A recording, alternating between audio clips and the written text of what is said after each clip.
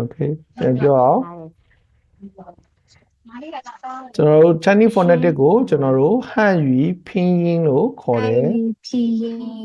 နော်ကျွန်တော် Chinese 汉语拼音အဲ့မှာကျွန်တော်တို့ V ကိုကြတော့生母တရ韵母韵母韵母 Okay နောက်ဆုံးတစ်မျိုးမှာကျွန်တော်မြန်မာမှာမရှိရအဲ့ဒါကျွန်တော်တို့အတန်နေအတန်ထားလို့ခေါ်တယ် tones ပေါ့နော် tones ကိုခေါ်တယ်အဲ့ဒါကိုကျွန်တော်တို့ဒီမှာတရုတ်လိုကျွန်တော်တို့ဒီမှာဒီဟာလေးကိုကျွန်တော်ကြည့်အောင်ဒီဟာလေးကကျွန်တော်မြင်းတားထားတယ်ဗမာလိုဖတ်ကြည့်ပါဦးဒီအခုဝိုင်းထားတဲ့ဟာလေးကိုတယောက်နော်ကျွန်တော်အဲ့မှာကျွန်တော်အဲ့လိုမျိုးမြင်းတားထားရင်တန်နဲ့ထွက်မယ်တန်နဲ့ထွက်မယ်အဲ့တော့ကျွန်တော်တို့ဒါဗမာလိုအတိုင်းသူ့ဟာသူထွက်ရင်တော့တယောက်ဆိုတဲ့ဟာမျိုးဖြစ်ဒါပေမဲ့ကျွန်တော်တန်နဲ့ထွက်ချင်တာတန်နဲ့ထွက်ချင်တော့ဒါတယောက်ကျွန်တော်တို့တခါလေကြာကျွန်တော်တို့မြန်မာစကားတခါလေပြောရင်ထားပါတော့ဟိုတယောက်လို့ပြောတဲ့အခါမှာတခါလေဟိုတယောက်ကိုကျွန်တော်တို့ဟလာဟိုတယောက်အဲ့လိုမျိုးကျွန်တော်စကားကိုမြန်ပြောလိုက်တဲ့သဘောမျိုးဖြစ်တာအဲ့တော့ဒီဟာတယောက်ဆိုတာလေတယောက်ဆိုတာနော်တယောက်အဲ့တော့ကျွန်တော်ဒီမှာဒီနှလုံးကိုကျွန်တော်ပြန်ပြီးတော့ဖတ်ပြမယ်စံတယောက်ပြန်ပြောပါဦးစံတယောက်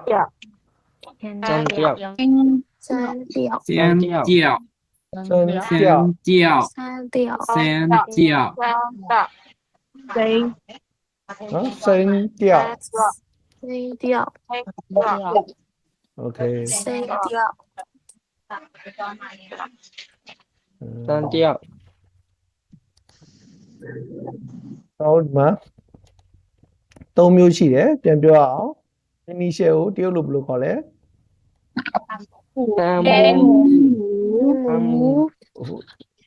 final ကိုokay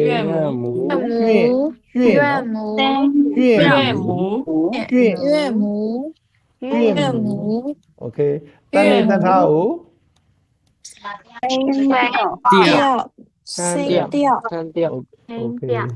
okay စံတယောက် okay အဲ့တော့ကျွန်တော်တို့အောက်ကဟာကိုဆက်ကြည့်အောင်အဲ့တော့ phonetic ဖြေတဲ့တရုတ်ဘာသာစကားကိုလေ့လာကျက်မှတ်ပတ်ကအရေးကြီးဆုံးချက်မှာတဲ့ကျွန်တော်တို့ initial နဲ့ final ကိုပိုင်နေကျွမ်းကျင်ရမယ်သို့မဟုတ်ပါကအတန်ထွက်ကိုမြန်မာအတန်ဖြစ်နီးဆုံးဖြစ်အောင်ရေးသားထားတော့ကြောင့်တချို့တော့အတန်ထွက်များကိုတတိထားပြီးတော့ဖတ်လို့အဲ့တော့ကျွန်တော်အဓိကပြောချင်တာပါလဲဆိုတော့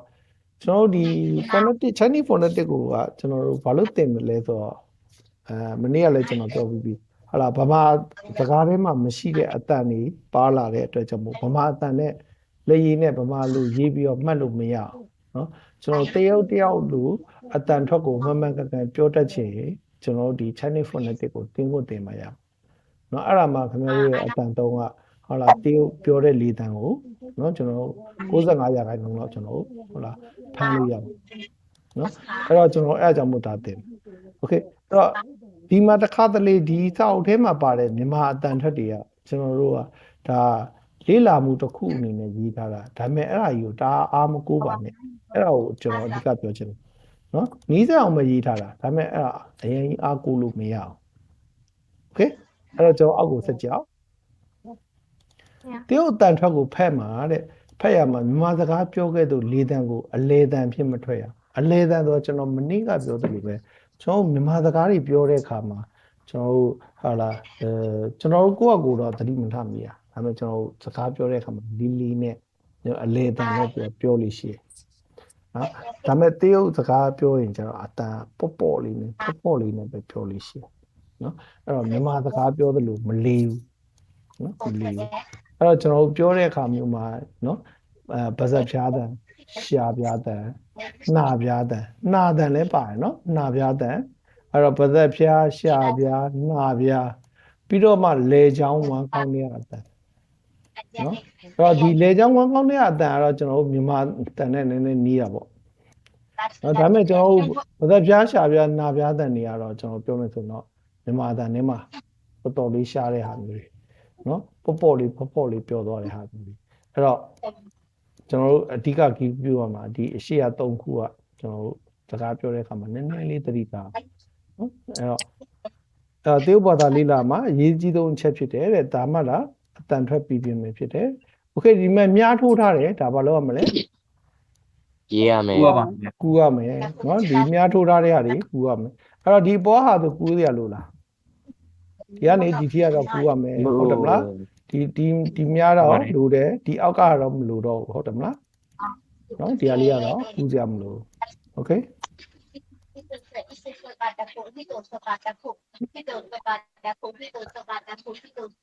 ကျေဟွာ lesson 1ဟွာရကူရမှာပေါင်းခတ်ထား ဘောင်ခတ်ထားတာတွေကူးမယ်ပြီးတော့ကျွန်တော်တို့မြားထိုးထားတာတွေကူးမယ်တင်ပြီးတဲ့အထိနော်အဲ့ဒါတော့ကျွန်တော်ပြောမယ်ဆိုရင်တော့ notes ထုတ်ထားတဲ့သဘောမျိုးပါနော်ကိုစာအုပ်ကိုပြန်ကြည့်ရခါမှာ notes ထုတ်ပြီးတော့မှတ်ထားပြီးတဲ့သဘောမျိုးโอเคအဲ့တော့ကျွန်တော်ဒီမှာနောက်ထပ်သူရဲ့ဒီမှာစာအုပ်ရဲ့အမှားစကားမှာစလုံးနှလုံးကိုတဲ့မြင်သားထားပါကအဲ့တော့ခုနလိုတယောက်ဆိုတဲ့ဟာမျိုးပေါ့နော်အဲ့ဒါကိုမြင်သားရင်တပြိုင်တည်းအတန်ထွက်ရမယ်တဲ့ခွဲပြီးတော့မထွက်ပါနဲ့နော်ပြီးတော့နောက်စကလုံးနောက်မှာတဲ့ခွင်းသားခွင်းပိတ်ဖြစ်ရေးသားထားပါကထိုးစကလုံးကိုတဲ့၎င်းခွင်းသားခွင်းပိတ်ထဲမှာအတန်ဖြစ်အဆုံးသက်မှာထွက်ပြရမယ်အဲ့တော့ကျွန်တော်ရှေ့မှာတော့ကျွန်တော်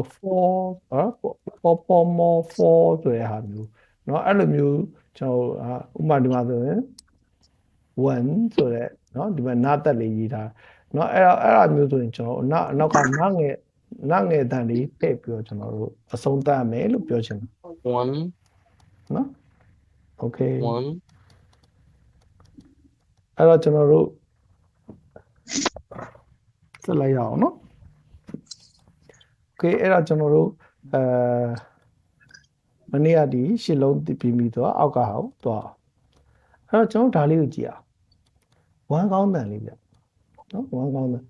ကောင်းတန်ဆိုတာဘယ်လိုမျိုးလဲကျွန်တော်ဥမာဘာလုပ်လိုက်တဲ့အခါကျွန်တော်တို့ပါလဲနော်မောတဲ့အခါမျိုးမှာကျွန်တော်တို့ဟာလားဟောတဲ့အခါမျိုးမှာလည်းကျွန်တော်ကြီးဝမ်းကောင်းတဲ့အတန်နဲ့ဟုတ်လားအဲ့လိုမျိုးအတန်မျိုးနော်ဒါပေမဲ့အဲ့ဝမ်းကောင်းတဲ့အတန်လည်းကျွန်တော်ဘယ်လိုလဲဖော့လေးပဲနော်ဖော့လေးပဲကျွန်တော်မလေးနော်အဲ့တော့ကျွန်တော်ဒီဟာလေးကိုကြည့်အောင်အဲ့တော့ကျွန်တော်ဒီမှာတော့မြန်မာလိုပြောရင်ဒါပါလေဒါကောအဲ့နှစ်ခုကြားရအတန်လောက်သွားကြနော်က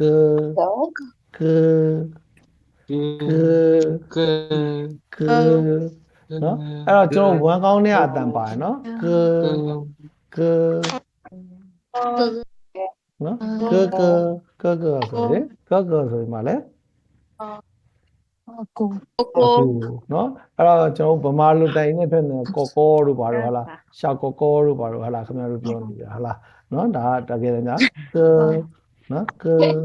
နော်အဲ့တော့ကောလည်းမဟုတ်ကဲလည်းမဟုတ်အဲ့နှစ်ခုကြားတဲ့ကဝမ်းကောင်းတဲ့အတန်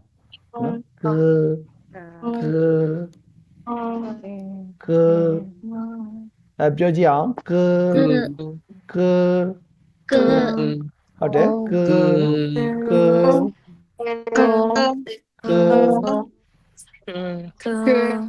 နော်okay အဲ့ဒီဟာကကျွန်တော်ဘာပဲပြောကျွန်တော်ပြောမယ်ဆိုရေးဘူးကပြောမယ်ဆိုရင်ကာကြီးတန်ပါတယ်ကာကြီးတန်ဒါကာကြီးတန်ပါတယ်နော် okay ဒါလေးကြည့်အောင်ဒါလေးကြည့်အောင်မပြီးသေး ဒါလေးကြည့်အောင်ဒါလေးက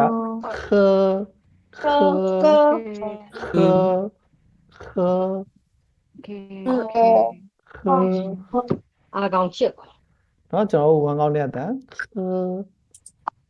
အဲ့တော့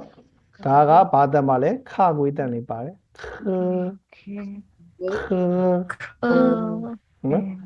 နော်ပြောကြည့်အောင်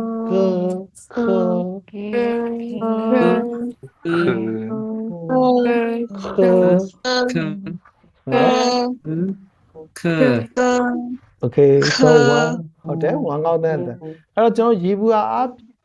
ကျွန်တော်တို့နည်းနည်းလေးမှတ်ချင်ဒါကကာကြီးတန်ဒါကခငွေတန်နော်ဒီနှစ်ခုကွဲတယ်နော် နော် G ကကာကြီးတဲ့ခါကို K ကခါ ကွဲ ကို ဗျ Okay ကျွန်တော် H တန် H ကကျွန်တော်ဟာတန်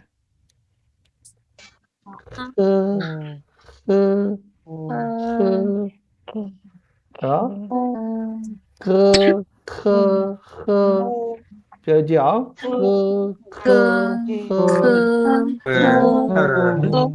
ပြောကြအောင်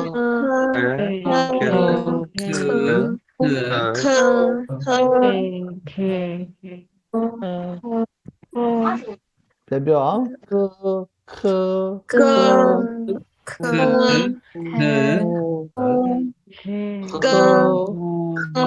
ကျွန်တော်မောရင်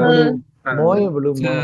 တော်မောရင်ဘလို့မောတယ်ဆိုဘလို့ပြော Moi belum mulai. ဟောဟာလားအသက်ကိုကျွန်တော်ဒီကောင်းတဲ့တန်ရှိ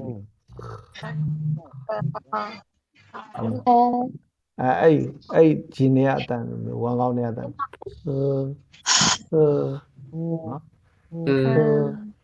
ရလားရပါတယ်ရရနော်ကျွန်တော်အဲ့တော့ကျွန်တော်မြန်မာအတန်နဲ့ဆိုတော့နည်းနည်းလေးထူခြားတဲ့အတန်လေးတွေဖြစ်နေတယ်ပေါ့နော်ဒါမဲ့ကျွန်တော်အဓိကကတော့ကျွန်တော်တဘောပေါက်ဖို့ကကျွန်တော်ဒါကကြီးတန်ဒါခကွေးတန်ဒါဟာတန်ဒါကျွန်တော်မှတ်ရလွယ်အောင်လို့ကျွန်တော်ပြောရနော်အရှိကြတော့ကျွန်တော်ဘီတရတွေပေါင်းတဲ့အခါမှာကျွန်တော်မှတ်ရလွယ်အောင်လို့ကျွန်တော်ဒါလေးနည်းနည်းလေးထည့်ပြောနော်အဲ့တော့အဓိကတချို့လူတွေကကျွန်တော်တို့ဥမာခေလို့မြင်လိုက်ရင်ကျွန်တော်ကနဲ့ခနဲ့မပွဲဘူးအဲ့လိုမျိုးခဏဖြစ်လို့ကျွန်တော်ဒီဟာခေကခါခွေးတန်လို့ကျွန်တော်ပြော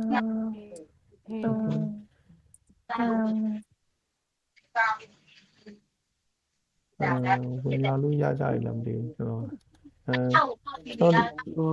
အခုမှဝင်ရခက်တဲ့လူတွေဝင်လာလို့ရသွားပြီလားမသိဘူး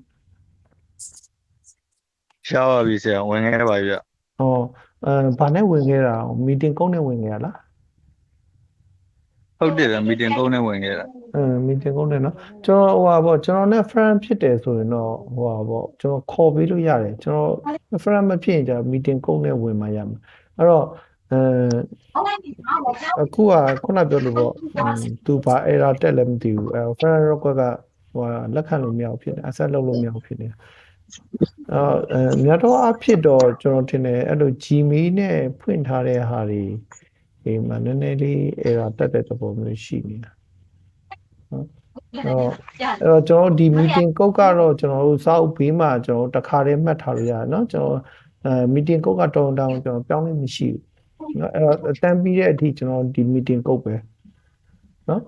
အဲ့ဒီတခါတလေဝင်ရခဲ့ရင်ကျွန်တော်တို့အပေါ်ကနေ join ဆိုပြီးတော့အဲ့ meeting code လေးရိုက်ထည့်ပြီးတော့ဝင်လာလိုက်အဲ့ဒါတော့ကျွန်တော် friend မဖြစ်လည်းဝင်လာလို့ရတယ်เนาะ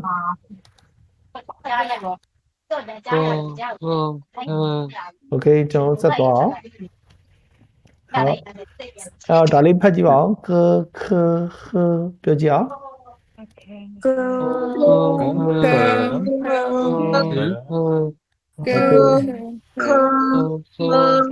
โอเคအပေါ်ကနေပြောကြည့်အောင်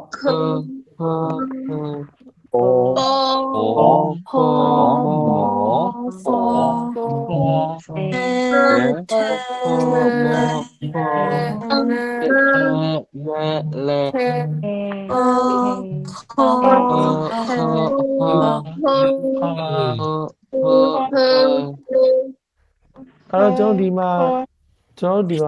မှားတော့ကျွန်တော်မမှန်ဘူးတော့ပြောလို့ရပါဘောเนาะအရင်မှားတယ်တော့ဥမာထားပါတော့ကျွန်တော်ဗမာတိုင်းနဲ့ပေါ့ဥမာပေါ်ဖော်မော်ပေါ်ဆိုအဲ့ဒါကျွန်တော်အတန်ကြီးကဆွဲပြီးတော့ကျွန်တော်ဗမာလေးတန်နဲ့ကျွန်တော်ဖတ်နေတာကျွန်တော်အတန်ကိုပေါ့လေးပဲလူချင်တာเนาะအဲ့ဒါမှကျွန်တော်သူ့ရဲ့အတန်ပူပြီးဆက်မယ်เนาะအဲ့တော့ကျွန်တော်ဆွဲပြီးတော့မဖတ်ပါနဲ့เนาะโอเคအဲ့တော့ကျွန်တော်နောက်ကိုဆက်သွားအောင်ဖောမောဖော โอเคနောက်ကိုဆက်သွားအဲ့တော့ကျွန်တော်ဒီဟာလေးကတော့လွယ်ပါမယ်ဒီသုံးလုံးကတော့လွယ်တယ်ဒါကကျွန်တော်ဗမာအတန်လေးနဲ့နီးပါတယ်เนาะဒါကကြီးပြောကြည့်ပါဦးကြီး ဒါကဗာလဲရှီချီ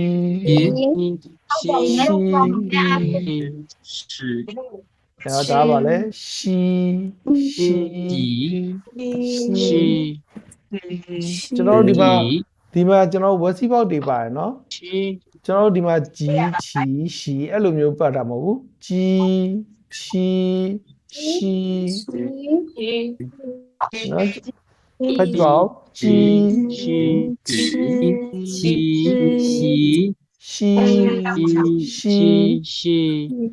နော်ကြီးချီရှီ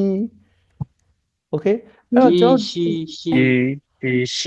โอเคအဲ့တော့ကျွန်တော်ဒီဟာလဲခုနလိုပဲကျွန်တော်နည်းနည်းလေးကျွန်တော်ပြပြင်ဆိုရင်ဒါကကျွန်တော်တို့ကြအတန်ပါဒါကကျွန်တော်တို့ချအတန်ပါ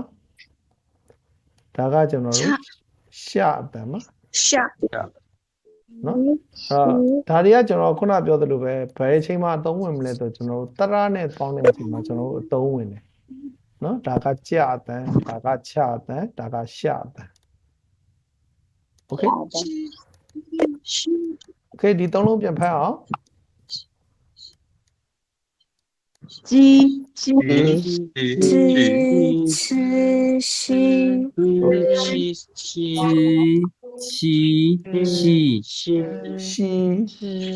โอเคကျွန်တော်တို့ဒီမှာကျွန်တော်ဘီကိုအထိုက်လျောက်တင်ပြီးဆိုကျွန်တော်တို့တရလေးကိုသွားနော်တရကိုကျွန်တော်တို့ဒီ6လုံးကအဓိက main ပါနော်ဒီတရ6လုံးကအဓိက main ပါတရရဲ့အနှစ်ချုပ်ကကျွန်တော်တို့ဒီဘီ6လုံးပဲနော်အဲ့ရနေမှကျွန်တော်တို့ဟလာစင်ခဲ့ပြီးတော့ပေါင်းလာတော့ဟိုဟာတွေဖြစ်သွားတာဒီ6လုံးကိုကျွန်တော်တို့ကောင်းကောင်းစမ်းဖို့လိုပါတယ်โอเคအဲ့တော့ကျွန်တော်ဒါလေးကလွယ်ပါတယ်ဒါအာအေးရပါလေ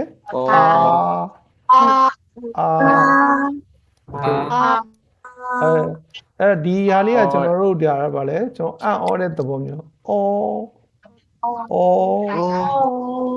ဥမာကျွန်တော်တို့ဟိုလားကျွန်တော်တစ်ခါလေးမြန်မာစကားတွေပြောတဲ့အခါမှာကျွန်တော်ဟလာသူများအဖြစ်ပြက်တစ်ခုလာပြောတာအဲ့မှာကျွန်တော်ဟလာဂယုနာတက်စရာမျိုးအံ့ဩစရာမျိုးဖြစ်တဲ့အခါမှာအဲ့လိုမျိုးလားအဲ့လိုဖြစ်သွားတာလားဟလာဆိုရင်အဲ့အတန်မျိုးနော်အဲ့တော့လို့ပြောတဲ့အခါမှာခင်ဗျားရဲ့ဗဇက်ကိုခင်ဗျားသတိထားမိလားမသိဘူးဗဇက်ကလေးကဗဇက်ပေါက်လေးကဝိုင်းလေးဖြစ်နေတယ်လားနော်အဲ့မှာဗဇက်နှစ်ခန်းလေးကဘယ်လိုလဲဝိုင်းလေးဖြစ်တယ်ဟုတ်တယ်မလားနော်ဝိုင်းလေးဖြစ်တယ်အဲ့နော်ဒါဒါကโอเคဒါကတော့ကျွန်တော်တို့တခုခုမေ့သွားလို့ကျွန်တော်တို့ပြန်သတိရတဲ့ကောင်ငါပြောမလို့လေကျွန်တော်အတန်ကျွန်တော်အားထည့်ရလို့လားမလို့ကျွန်တော်ဟလာတခုခုလေးပြောဟိုဟာလေးလေငါမေ့တော့မလို့ဟလာကျွန်တော်အဲ့လိုပြောတဲ့ပုံစံနော်โอเคအဲ့တော့ကျွန်တော်ပြန်ပြောအောင်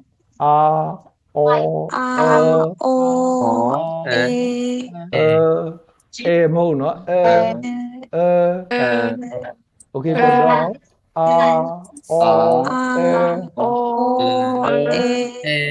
โอเคအဲ့တော့ကျွန်တော်ဒီဒါတရ3လုံးရပြီလားရပါပြီโอเคအဲ့တော့ကျွန်တော်တို့ဒီမှာ B နဲ့တရကျွန်တော်တို့ပေါင်းတဲ့ဟာလေးကျွန်တော်တို့သွားနော်ကျွန်တော်ဥပမာကျွန်တော်တို့ကကြီးခါဝေးတွေတင်လိုက်ရောဟလာခါဝေးဂါငယ်ဟလာကျွန်တော်တင်လိုက်တဲ့အခါမှာကျွန်တော်တို့ဒီမှာရေးချလေးထည့်လိုက်ဘာဖြစ်သွားလဲ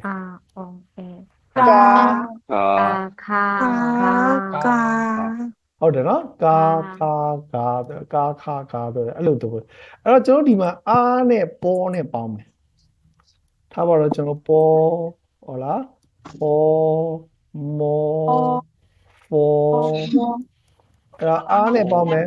အဲ့တော့ပေါ်နဲ့အားနဲ့ပေါင်းတော့ကျွန်တော်ဒီမှာကျွန်တော်ကြည့်မယ်ကျွန်တော်ပြမယ်နော်အခုကျွန်တော်ဒီလုတ်တဲ့ပုံစံမျိုးလေးပဲကျွန်တော်ဗမာလူကြကျွန်တော်တို့ဘယ်လိုရေးကြလဲဆိုတော့ထားပါတော့ဒီလိုမျိုးလေးထားရတယ်နောက်တစ်ခွက်မှာကြာရေးချနောက်တစ်ခွက်မှာတော့ရေးချဝစီပေါ့အဲ့ဒါကိုကျွန်တော်တို့ကကြီးထည့်လိုက်မယ်ဆိုရင်က ဘာဖြစ်တယ်လဲ ကာ ကာဆိုတဲ့ဟာဖြစ်သွားတယ်ဟုတ်တယ်မလားဒါကကျွန်တော်တို့တရတင်ခဲ့တဲ့ပုံစံမျိုးအခုလဲကျွန်တော်တို့အဲ့သဘောနဲ့ကျွန်တော်တို့သွားမယ်နော်သွားတဲ့အခါမှာကျွန်တော်တို့ဒီအားဆိုတဲ့ဟာကသူ့ရဲ့တရပုံစံဒီရေးချဝစီပေါက်သဘောမျိုးဘယ်လိုသဘောလဲရေးချ ဝင်စားတော့ โอเคအဲ့တော့ဒါကဘာလဲပေါ်โอเคကျွန်တော်တို့ဒီမှာအဲ့တော့ဒါပေါ်ဆိုတဲ့အတန်အဲ့ပေါ်ဆိုတာတကယ်တော့ပါစောက်အတန်လေးအဲ့တော့ပါစောက်အတန်ကိုကျွန်တော်တို့ဒါမျက်စိနဲ့မြင်အောင်ပြောရနော်ကျွန်တော်တို့သဘောတရားသိသွားရင်တော့ဒါအမြဲတမ်းမှန်တယ်တော့မဟုတ်ဘူးဒါပေမဲ့သဘောတရားတွေကိုသဘောပေါက်အောင်ပြောအဲ့တော့ကျွန်တော်တို့ဒီမှာပါစောက်အတန်ကိုရေးချဝစီပေါက်ထည့်လိုက်တော့ဘာထည့်တော့ပါဟုတ်ပြီတော့အဲ့တော့ကျွန်တော်တို့ဒီမှာခုနကဟာကိုအဲ့တော့ပေါ်အားပါပြောကြအောင်ပေါ်အားပါ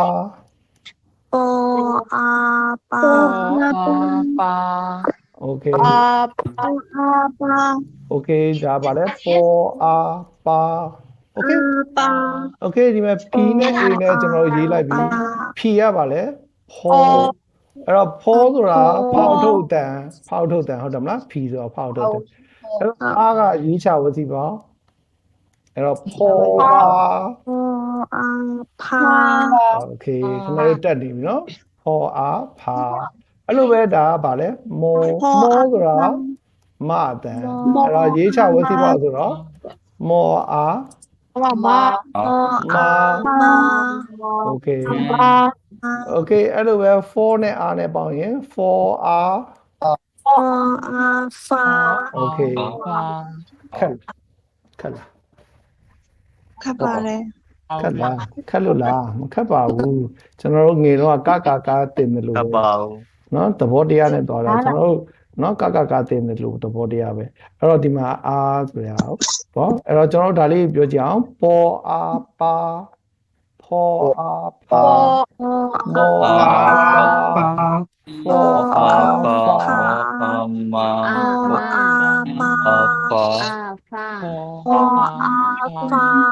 ပြန်ပြောကြအောင် ပါ ပေါ်အားပါကျွန်တော်ပြန်ပြောမယ်နော်ကျွန်တော်ဖတ်တဲ့အတန်လေးကိုခဏလေးနားထောင်မယ်ကျွန်တော်ဒီကနေဒီဖတ်သွားမယ်ဖတ်ထားတဲ့အတန်ကိုခင်ဗျားတို့စိတ်ထဲကနေပြီးရွတ်ပြီးနားထောင်လိုက်မယ်ကျွန်တော်တစ်ခေါက်နှစ်ခေါက်ထိကျွန်တော်ရွတ်ပြမယ်ပြီးမှခင်ဗျားတို့ကိုကျွန်တော်ဖတ်ခိုင်းမယ်နော်အဲ့တော့ကျွန်တော်ဒီမှာဖတ်မယ်ပေါ်အားပါဖောအားပါမောအားမာဖောအားပါပြန်ပြောမယ်ပေါ်အားပါဖောအားဖာမောအားမာဖောအားဖာပြောကြအောင်ပေါ်အား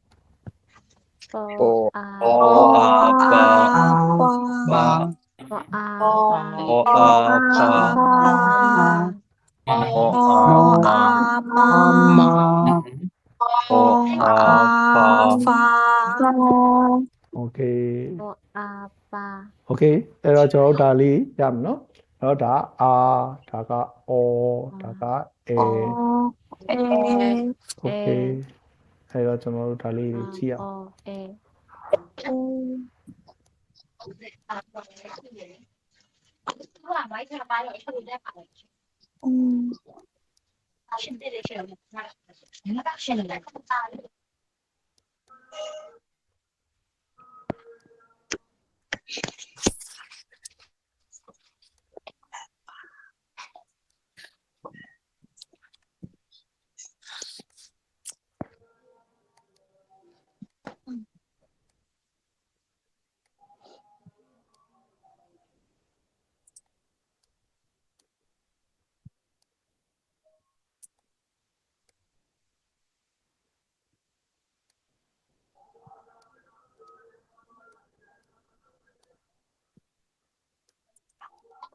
အဲ့တော့ဒါလေးကြည့်အောင်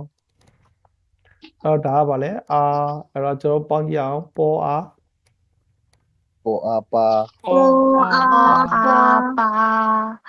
အ ပ ပါ အားဖာမောအားမာ ပေါ် ပေါ်အားဖာ 대 아다 더 아다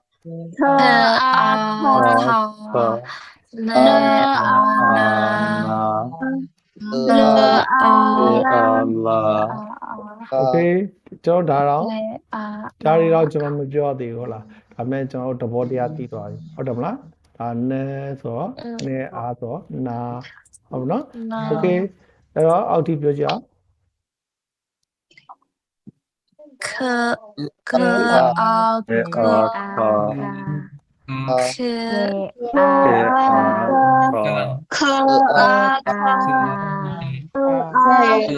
아하 Okay Okay အဲ့လိုပဲဒါကပါလဲအော်အော်အဲ့တော့အော်ဆိုတာကိုကျွန်တော်မျက်စိထဲမြင်အောင်မေးရင်ကျွန်တော်ဒီမှာကြည့်အောင်နော်အော်ဟုတ်လားကျွန်တော်ဒီဟာကိုအကိုကျွန်တော်ခဏဖြောက်ထားလိုက်မယ်အဲ့တော့ဒီမှာအဖြောက်လိုက်ရင်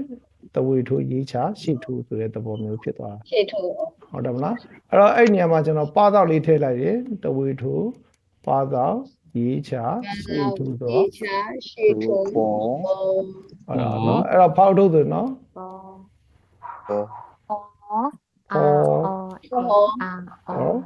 ဘယ်မဆိုတော့မောပေါ့ဟုတ်ပြီနော်အဲ့တော့ကျွန်တော်ဒီဟာလေးကြည့်အောင်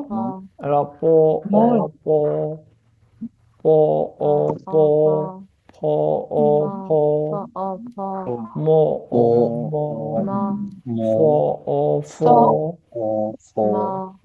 အဲ့တော့ကျွန်တော်ဒီမှာပြန်ပြောကြအောင်ပေါ်အော်ပေါ်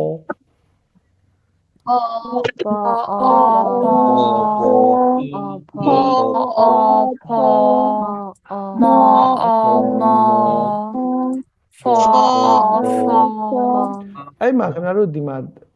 သတိပြုမိလားမသိဘူးဒီပေါ်အော်ပေါ်ဆိုတဲ့အတန်ဒီဟာနဲ့တူတူပဲဖောအော်ဖောဆိုတဲ့အတန်လည်းဒါနဲ့တူတူပဲမောအော်မောဆိုတဲ့အတန်လည်းဒါနဲ့တူတူပဲဟုတ်တယ်မလားပေါ်ဘာလို့လဲဆိုကျွန်တော်ပြောပြမယ်ပေါ်ဆိုတဲ့အတန်ကိုငကိုကလေးတဝေထိုးရေးချရှိဟုတ်လားရှိထိုးပါပြီးသားဖောဆိုတာလည်းအဲ့လိုပဲပါပြီးသားအဲ့ဒါကြောင့်မို့ကျွန်တော်အောနဲ့ပြောတဲ့အခါမှာဒါတွေကအတန်ထွက်ကမပြောင်းဘူးဘာလို့လဲသူတို့ငကိုကလေးဒီတရအတန်လေးပါပြီးသားမို့သဘောပေါက်လားOkay Okay အဲ့တော့ကျွန်တော်တို့ဒါလေးရမယ်နော်အဲ့တော့ကျွန်တော်ခုနဟာကိုဖြီးကိုကျွန်တော်နည်းနည်းလေးဆက်သွား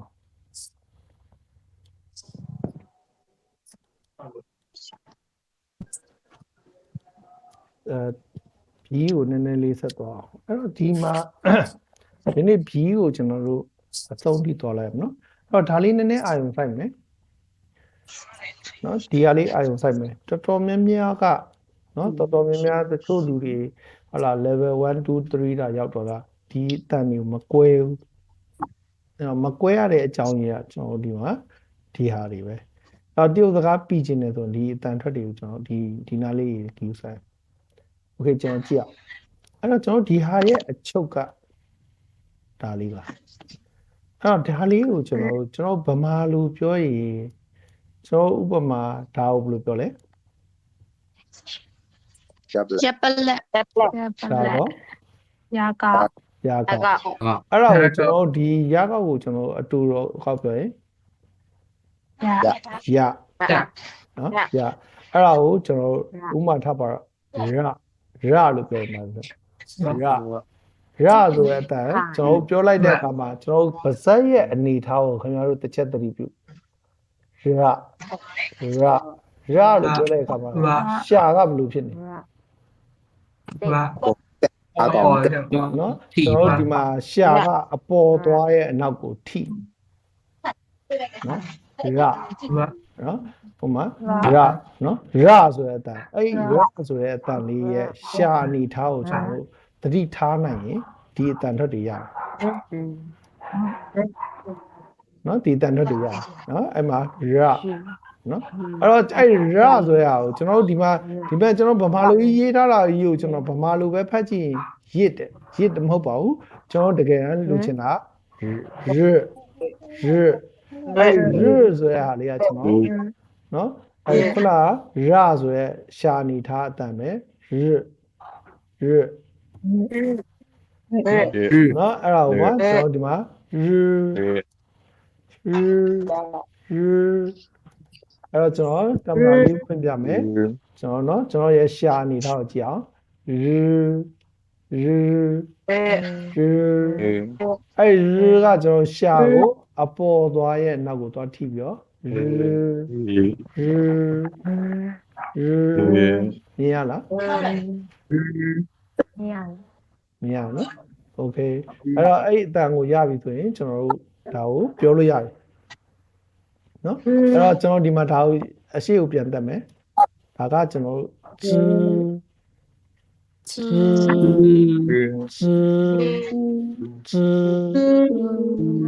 ပြောကြည့်ပါအားလုံးပြောကြည့်ပါအဲ့တော့ကျွန်တော်ဒီမှာဗမာလိုကြီးရေးထားတာကြီးတွေဖတ်ရင်ခင်ဗျားတို့အတီးတန်ထွက်ကိုဘလို့မှမိမှာမဟုတ်ဘူးကျွန်တော်တို့ခုနပြောတဲ့ရှာနေထားကိုသတိထားပြီးတော့ပြောရင်ဒါတွေကလွယ်သွားပြီအဲ့တော့ကျွန်တော်ပြန်ပြောမယ်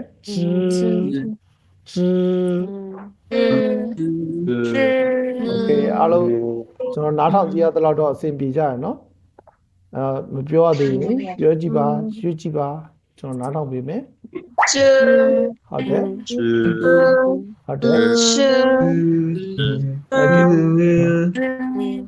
โอเคဒီတလုံးပဲပြောသေးတယ်โอเคကျွန်တော်အဲ့ဒါဆိုရင်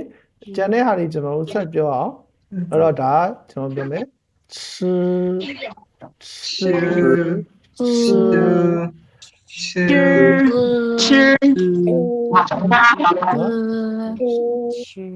နော်ဒါက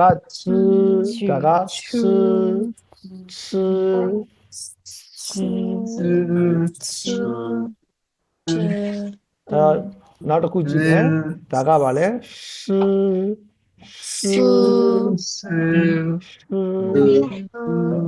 အဲ့တော့ကျွန်တော်တို့ဒီမှာ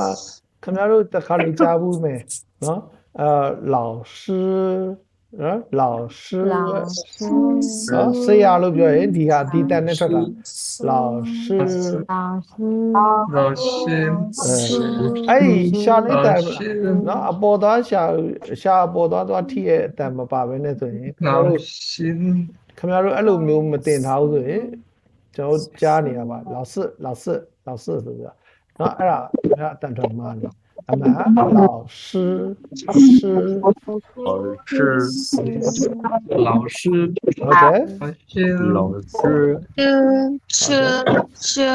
ဟုတ်တယ်โอเคအဲ့တော့ကျွန်တော်ထုံးစံတိုင်းပဲကျွန်တော်နှစ်ခါဒီကနေဒီထိရွတ်ပြမယ်ခင်ဗျားတို့အားလုံး mute လုပ်ပြီးတော့ခဏလေးနားထောင်မယ်ပြီးရင်ကျွန်တော်ရွတ်ခိုင်းမယ်အားလုံးခဏလေး mute လုပ်မယ်နော်โอเค吃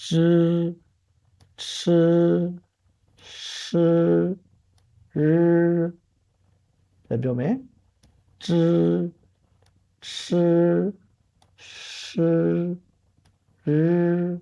ပြောကြည့်ပါဦး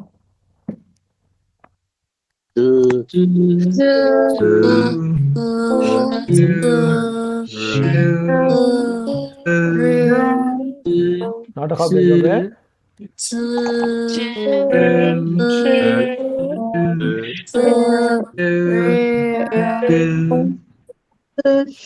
နောက်ဆုံးတစ်ခါပြောရအောင်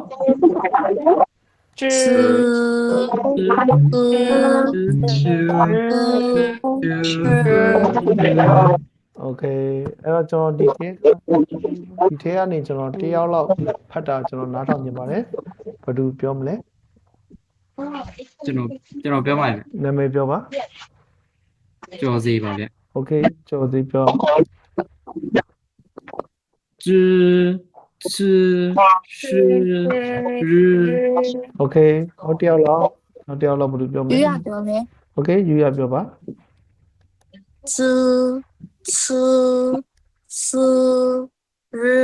โอเคအဆင်ပြေတယ်နောက်တယောက်ပြောမယ်โอเคနာမည်ပြောပါနည်းနည်းပေါ့ပါโอเคပြောအောင်是是 okay အဲ့တော့ကျွန်တော်အားလုံး